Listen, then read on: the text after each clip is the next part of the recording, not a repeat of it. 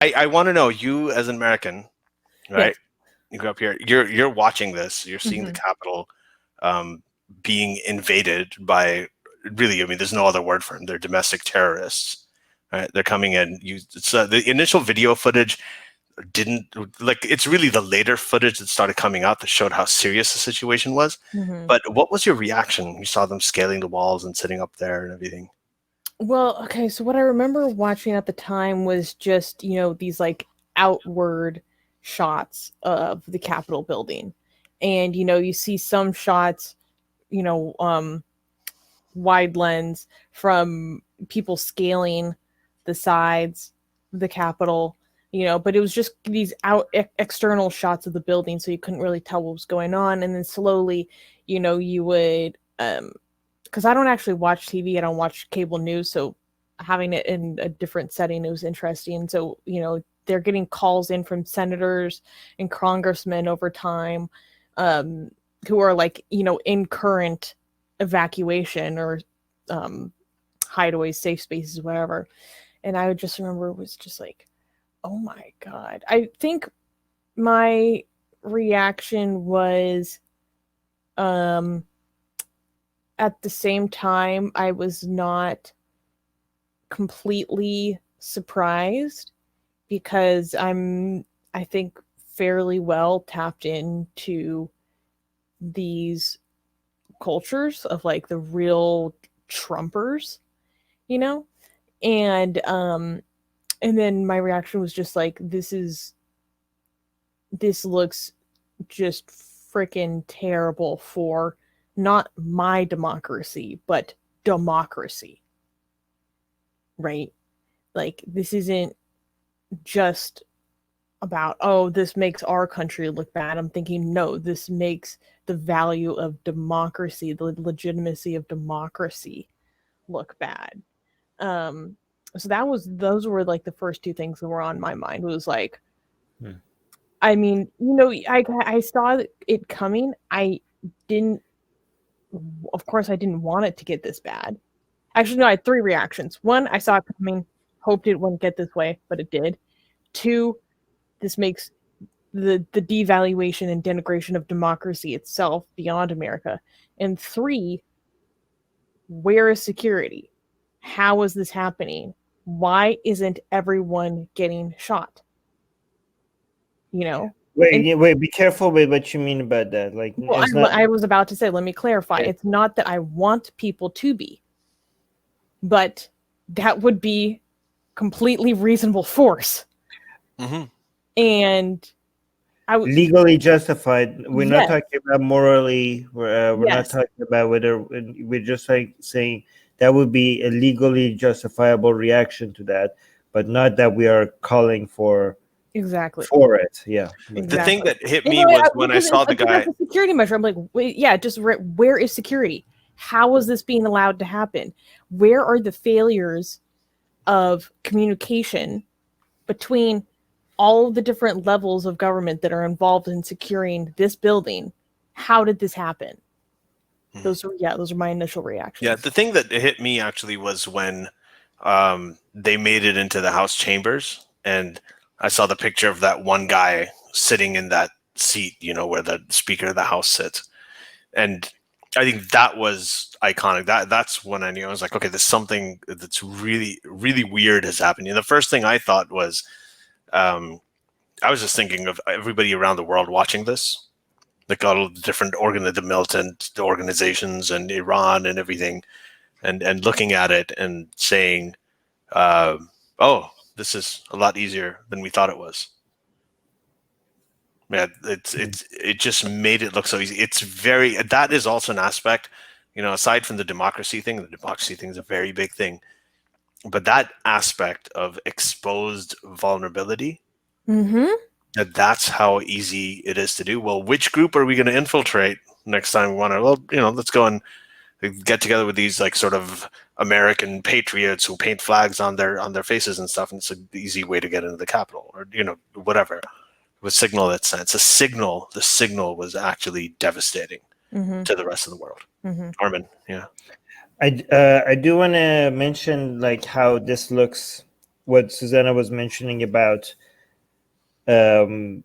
democracy as a concept, as a whole, not in the United States, but countries like China and Iran have already moved forward like aggressively, using every single second of this to advertise the failure, not of just United States, which they are doing, and ridiculing the entire country and ridiculing the system, but implicitly they're also signaling to all their supporters and followers and skeptics about Western democracy as a whole, right? Mhm. And by Western democracy, they mean democracy, because Western democracy is when Iran says democracy, not Western democracy, they're referring to something that is not democratic at all, right? So, for example, Rouhani just came out and he was so like you couldn't see the smile on his face. They were celebrating this, and it was before Rouhani. I could see like on Iranian Twitter sphere all the pro-Islamic Republic followers, Twitter accounts. They were having a blast. They were like, this is like all the Iranians who like were looking into that support the United States, were like saw Western European or North American countries the role model. They were being mocked as like, this is what you guys were hoping for. Look how fragile, look how pathetic this is. Look how easy it was for just a bunch of people to just take over the capital. And Rouhani himself came out and said that this shows how, not United States, but how fragile, he used the word fragile, Western democracy is, and how vulnerable it is. And he also was quoted saying, last night showed the failure of Western democracy. I do want to say, as much as bad marketing all of this is, not for just United States, but what they are calling Western democracy, I think it might be argued that it should show the opposite. Because this was a major stress test on all the systems and the institutions in the United States, and it stood the test. I mean, this is the most aggressive stress test that you could have inflicted on the system, and as bad as it looked, if you actually look at what happened, there was, and as bad as the security, like the failure of bringing the security, the failure of not calling on the National Guard, the failure of the police that were there, the failure of not preparing for this, even though there was plenty of opportunity to see on social media that something like this was likely to happen. The failure of even the past 4 years that got us here, the fact that somebody like Trump could even be president in the United States, and all of that. Like what we see is that something as destructive as Trump and the past 4 years still was not able to ever bring us close, even close. I know this was a failed, I'm going to call it a failed coup attempt, right? I think it's safe to say that.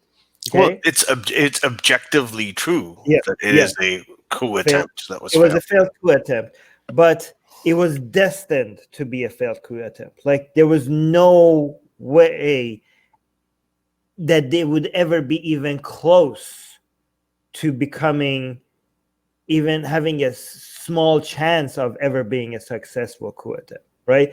This is the worst that it could have gotten in the United States, and it was never able to bring the whole system down.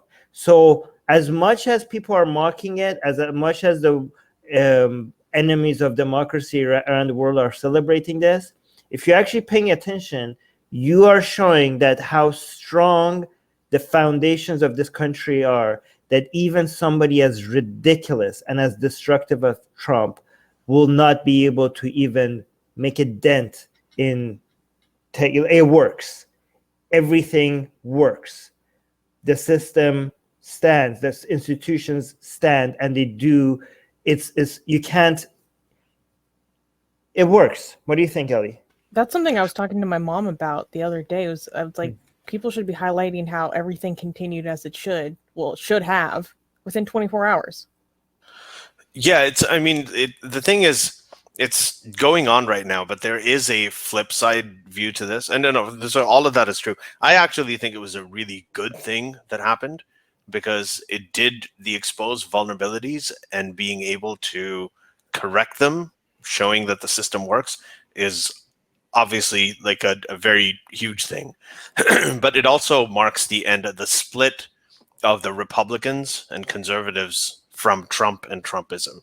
Like, it's a culmination of everything, because for the last 4 years we've been seeing things that we really shouldn't have been seeing. I mean, you can have a president can get away with asking a foreign country to do oppo research on his political opponent, right? And he can agree to do that, and he can get away with it, right? He can get away with praising dictators and slamming his own friends. He can get away with saying that, okay, we're going to ban all Muslims. He can get away with, not being able to just flat out condemn, white supremacists. Like, there's so many things that have been. He's literally above the law. And they say, well, even the president isn't above the law. Well, that's bullshit. He is. That's what we've seen. And now there is this culmination, and the weird thing is there's still a lot of people who think that this wasn't a deal breaker.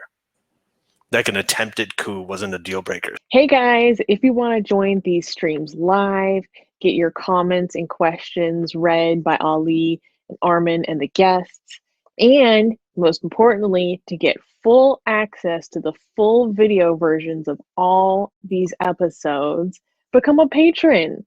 Link in the description below.